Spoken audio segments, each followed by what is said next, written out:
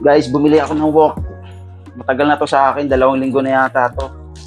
Bali ngayon ko lang siya bubuksan. Bali ito yung ginagamit ni Tito Bert's Cooking. Yung sikat sa Facebook, yung nagsasabi na, ay inang, bahala ka na.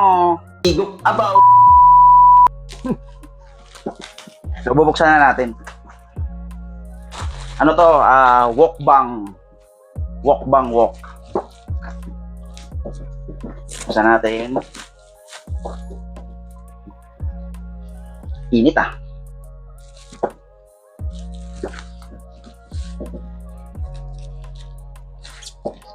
Pero bago natin to gagamitin, si-season muna natin. Ano yun? Season, ibig sabihin, hindi yung yung season, lalagyan mo ng paminta, lalagyan mo ng asin, betchin, ganun, hindi. Ang ibig sabihin nun, susunugin natin siya, tapos lalagyan natin siya ng mantika. Mamaya papakita ko sa inyo.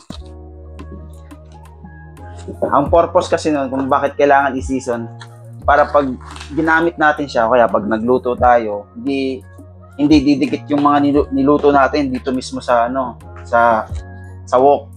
Yun ang purpose nun. Kumbaga, susunugin natin siya, makakapitan natin siya ng mantika para magiging non-stick. Medyo balot na balot siya. Ayaw pa bukas ah.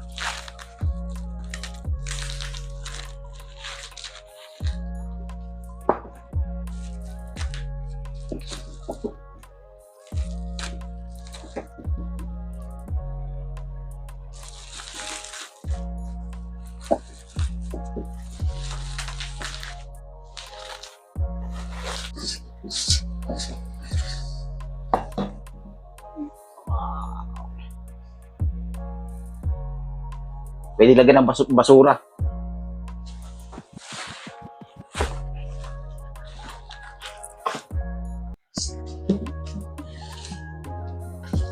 Ito yung itsura niya. Carbon nga pala to.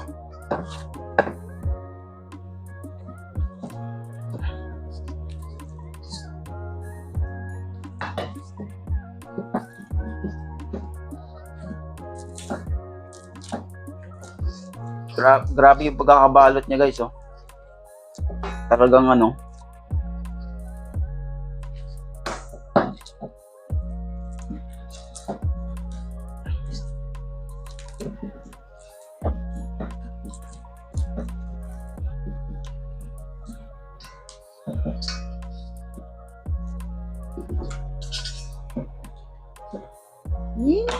Yeah.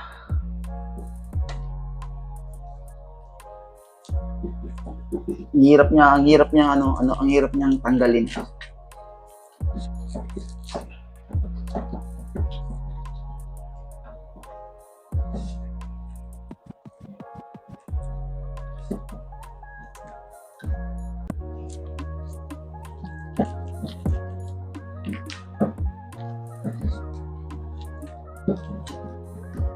A few moments later.